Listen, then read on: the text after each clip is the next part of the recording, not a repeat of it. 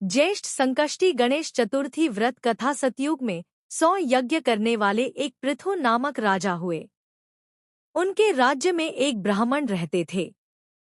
4 पुत्र थे। पिता ने अपने पुत्रों का विवाह विधि विधान से कर दिया। उन 4 बहुओं में बड़ी बहू अपनी सास से कहने लगी, हे सासू जी, मैं बचपन से ही संकटनाशक गणेश चतुर्थी का व्रत करती आई हूँ। मैंने पितृगृह में भी इस शुभदायक व्रत को किया है। आता है कल्याणी, आप मुझे यहाँ व्रतानुष्ठान करने की अनुमति प्रदान करें। पुत्रवधू की बात सुनकर उसके ससुर ने कहा, हे बहू, तुम सभी बहुओं में श्रेष्ठ और बड़ी हो। तुम्हें किसी प्रकार का कष्ट नहीं है और न तुम भिक्षुणी हो। ऐसी स्थिति में तुम किस लिए व्रत करना चाहती हो? हे सौभाग्यवती, अभी तुम्हारा समय उपभोग करने का है। ये गणेश जी कौन है? फिर तुम्हें करना ही क्या है? कुछ समय पश्चात बड़ी बहू गर्भिणी हो गई। 10 मास बाद उसने सुंदर बालक का प्रसव किया। उसकी सास बराबर बहू को व्रत करने का निषेध करने लगी और व्रत छोड़ने के लिए बहू को बाध्य करने लगी। व्रत भंग होने के फलस्वरूप गणेश जी कुछ दिनों में कुपित हो गए और उसके पुत्र के विवाह काल में वरवधू के सुमंगली के समय उसके पुत्र का अपहरण कर लिया। इस अनहोनी घटना से मंडप में खलबली मच गई। सब लोग व्याकुल होकर कहने लगे, लड़का कहाँ गया? किसने अपहरण कर लिया?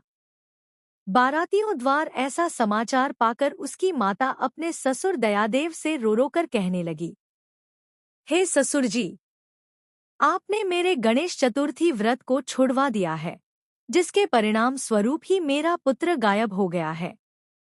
अपनी पुत्रवधू के मुख से ऐसी बात सुनकर ब्राह्मण दयादेव बहुत दुखी हुए। साथ ही पुत्रवधू भी दुखित हुई। पति के लिए दुखित पुत्रवधू प्रति मास संकटनाशक गणेश चतुर्थी का व्रत करने लगी। एक समय की बात है कि गणेश जी एक वेदज्ञ और दुर्बल ब्राह्मण का रूप धारण करके भिक्षाटन के लिए इस मधुरभाषिणी के घर आए। ब्राह्मण ने कहा कि हे बेटी, मुझे भिक्षा स्वरूप इतना भोजन दो कि मेरी क्षुधा शांत हो जाए।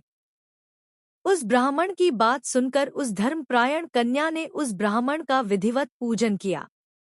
भक्ति पूर्वक भोजन कराने के बाद उसने ब्राह्मण को वस्त्रादि दिए।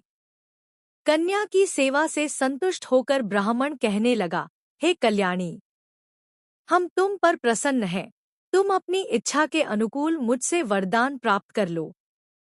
मैं ब्राह्मण वेशधारी गणेश हूँ और तुम्हारी प्रीति के कारण आया हूँ।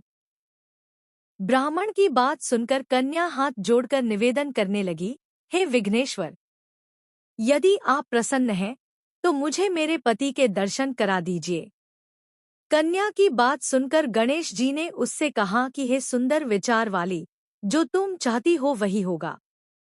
को इस प्रकार का वरदान देकर गणेश जी वही अंतर्ध्यान हो गए। कुछ समय के बाद उसका पति घर वापस आ गया।